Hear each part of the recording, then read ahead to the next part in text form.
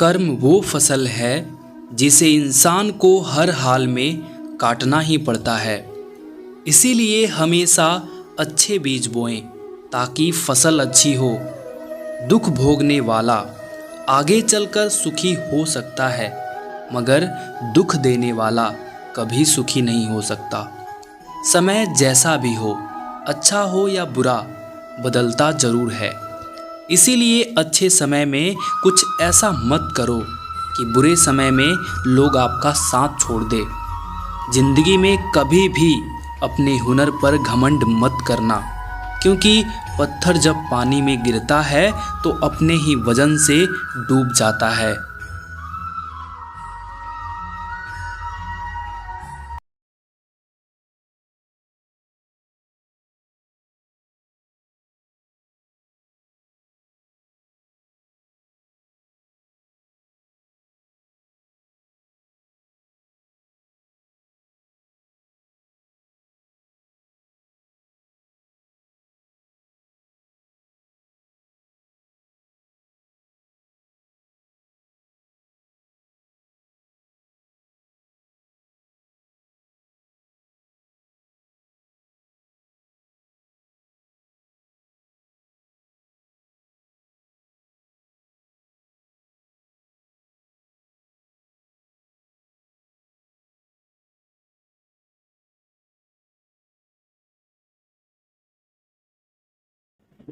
नमस्कार दोस्तों, यह कहानी है एक गरीब किसान की। यह रुला देने वाली कहानी है। एक बड़ा ही धनवान आदमी एक गांव में रहता था। जैसे कि ज़्यादातर पैसे वालों का होता है, इस धनवान सेठ को भी अपने पैसों का घमंड था। जिस गांव में रहता था वहां पर ज़्यादातर लोग किसान थे। इन सभी किसानों के पास जितनी ज़मीन थी उससे कई गुना ज़्यादा ज़मीन इस सेठ के पास थी।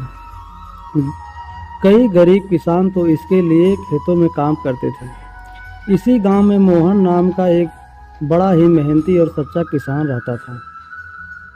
मोहन का परिवार थोड़ा बड़ा था। उसके परिवार में उसके बूढ़े माँ बाप, पत्नी और 3 बच्चे थे जो अभी काफ़ी छोटे थे। मोहन के पास ज़्यादा ज़मीन नहीं थी, लेकिन जितनी भी थी उसमें वह बड़ी मेहनत करता और अपने परिवार का पेट पालने लायक अनाज उगा लेता था। बाकी के किसान भी यह देखकर हैरान रह जाते थे कि कोई कैसे इतनी सी जमीन में इतना ज़्यादा फसल उगा सकता है। एक वर्ष गांव में काफ़ी ज़्यादा बारिश हुई, जिसके चलते कई किसानों की फसलें बर्बाद हो गई, जिनमें से एक मोहन भी था। अब वह धर्म संकट में पड़ गया, क्योंकि उसके परिवार में उसके अलावा कोई और कमाने वाला नहीं था और ना ही अपने परिवार को भूखा मरते हुए वह देख सकता था। वह जानता था कि इस गांव में अगर कोई उसकी मदद कर सकता है तो वह घमंडी सेठ है, जिसने गांव के कई अन्य गरीब किसानों को या तो कर्जा दिया है या तो अपने यहाँ काम पर रखा हुआ है। हाथ पर हाथ धरे बैठे रहने के बजाय उसने इस सेठ के पास जाने का फैसला किया और एक दिन उसके पास पहुंच गया। सेठ के पास पहुंचकर मोहन बोला, सेठ जी, आपकी बहुत मेहरबानी होगी अगर आप मुझे थोड़ा सा कर्जा दे दें, जिससे मैं अपने खेतों में फिर से कोई फसल उगा सकूं, या फिर आप मुझे अपने यहाँ नौकरी दे दें ताकि मेरे परिवार को 2 वक्त का खाना मिल सके। घमंडी सेठ को उसकी इन बातों से कोई मतलब नहीं, लेकिन गांव के सारे लोगों की तरह वह भी जानता था कि मोहन कितना मेहनती और वह जिस भी खेत में काम करेगा वह दुगनी फसल उगा सकता है। सेठ ने सोचा, अगर मैं इसे पैसे उधार देता हूं तो शायद यह इस स्थिति में नहीं है कि मुझे वापस लौटा सके, लेकिन अगर मैं इसे अपने खेतों में काम करवाता हूं तो मुझे ज़रूर दूना फायदा होगा। सेठ मोहन से बोला, देख भाई, पैसे तो मैं तुझे नहीं दूंगा और मेरे पास अभी खेतों में काम करने के लिए कई किसान पहले से मौजूद हैं, लेकिन तुझ पर तरस खाकर मैं तुझे अपने खेतों में नौकरी देता हूँ, पर मैं तुझे इसके लिए ज़्यादा पैसे नहीं दूंगा। बाकी किसानों को मैं 300 देता हूँ, मैं तुझे 200 ही दे पाऊँगा। मरता तो क्या ना करता।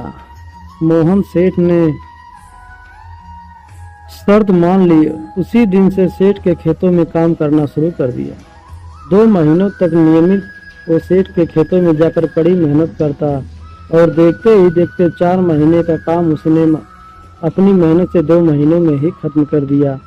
सेठ उसके काम से काफी खुश था, लेकिन वह कभी उसको यह जताता नहीं था। जब सेठ ने देखा कि उसका खेतों का काम अब खत्म हो चुका है, अगर वह मोहन को काम से निकाल देता है तो उसके 2 महीने के पैसे बच जाएंगे। तब सेठ ने मोहन को काम से निकालने का फैसला किया। एक बार सेठ को ये विचार भी आया कि इतना मेहनती आदमी शायद उसे दोबारा ना मिले, लेकिन फिर भी उसने सोचा कि जब अगले साल काम आएगा तब उसे फिर से नौकरी पर रख लेगा। आखिर इस गांव में उसके अलावा है ही कौन जिसके आगे यह लोग अपने हाथ फैलाएंगे। एक दिन सेठ ने मोहन को अपने पास बुलाकर उसको उस दिन का पैसा दिया और साथ में यह भी कहा कि कल से तुमको काम पर आने की जरूरत नहीं है। अब मेरे पास तुम्हारे लिए कोई काम न बचा है। जब मेरे पास काम आएगा तो मैं तुम्हें बुला लूंगा। यह सुनकर मोहन का दिल बैठ गया। पिछले 2 महीनों से ही सही उसके बच्चे परिवार के पेट में अन्न दाना जो जाता रहा था, अब वह क्या करेगा। यह सोचकर उसकी आंखों में आंसू निकल आए। मोहन ने सेठ के पैर पकड़ लिए और गिड़गिड़ाकर लगा, सेठ जी मुझे इस काम की बहुत जरूरत है, मुझे मत निकालिए। अपने मतलब से मतलब रखने वाला सेठ टस से मस न हुआ। उसने खरी खोटी सुनाकर मोहन को वहां से चलता कर दिया और मन ही मन 2 महीनों की तनख्वाह बचने से खुश होने लगा। अगले दिन जब सेठ सवेरे उठा और अपने आंगन में आया तो उसने देखा कि मोहन उसके आंगन में बैठा है। सेठ ने उसको पास बुलाकर पूछा कि क्या हुआ, तुम क्यों यहाँ पर बैठे हो। मोहन बोला, सेठ जी मुझे वापस काम पर रख लीजिए, आप जानते ही हैं मेरी आर्थिक परिस्थिति कैसी है, थोड़ी दया कीजिए। लेकिन सेठ ने उसकी एक न सुनी और फिर एक बार उसे बुरा भला कहकर वहां से जाने के लिए कहा। बेचारा मोहन अपना सिर नीचे झुका के वहां से चला गया। अगले दिन फिर यही घटना दोहराई गई। मोहन फिर से सेठ के आंगन में बैठा था। सेठ ने फिर उसको वहां से जाने के लिए कहा। यही घटना अगले कई दिनों तक चलती रही। अब तो मोहन सेठ के हकालने पर भी वहां से नहीं जाता और वहीं पर बैठा रहता। एक बार सेठ ने उससे पूछ लिया, तुम कैसे आदमी हो, मैं तुम्हारा इतना अपमान करता हूँ लेकिन तुम्हें कोई फर्क नहीं पड़ता। तब मोहन ने सेठ से कहा, बुरा तो बहुत लगता है सेठ जी, लेकिन जब घर जाता हूँ और भूख से बिलखते अपने माँ बाप और बच्चों को देखता हूँ तब यह अपमान मुझे कुछ भी नहीं लगता।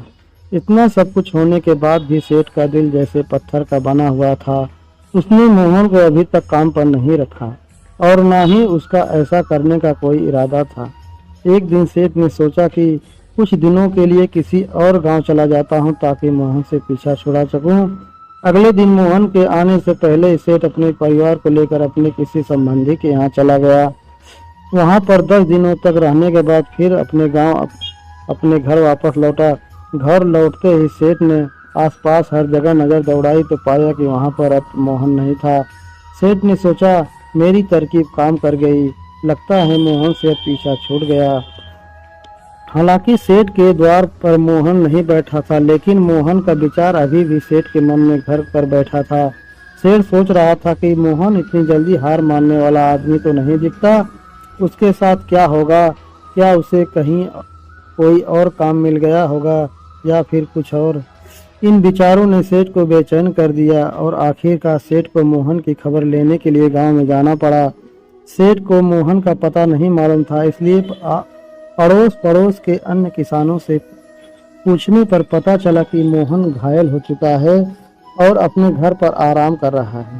सेठ ने जब उसके घायल होने का कारण लोगों से पूछा तो सेठ को पता चला कि जब सेठ अपना घर छोड़कर किसी और गांव में गया था तब बंद घर देखकर कुछ चोर उसके यहाँ चोरी करने आए थे, जिनको रोकने की कोशिश करते हुए हाथापाई में मोहन चोटिल हो गया था।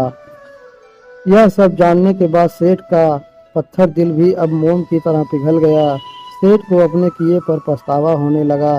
सेठ ने अपने आप को याद दिलाया कि कैसे उसने एक शरीफ और सच्चे आदमी को ज़्यादा काम करवा कर भी उसका पूरा पैसा नहीं दिया और जिसको गले से लगाना चाहिए था उसे ठोकर मारकर भगाता रहा। सेठ मोहन का घर का पता पूछकर उसके घर पहुंचा तो देखा कि मोहन की घर की हालत बहुत खराब है। उसका परिवार भूख से बेहाल और वह खुद अपने हाथ पैर पर चोट के साथ एक खाट पर पड़ा हुआ है। यह दृश्य देखकर सेठ की आंखों में आंसू बाहर निकले। सेठ ने मोहन के पास जाकर उससे सच्चे दिल से माफ़ी मांगी, उसकी मेहनत के पैसे दिए, उसका इलाज करवाया और उसको हमेशा के लिए अपने यहाँ पर काम पर रख लिया। दोस्तों, इस खूबसूरत कहानी से हमें कई पाठ सीखने के लिए मिलते हैं।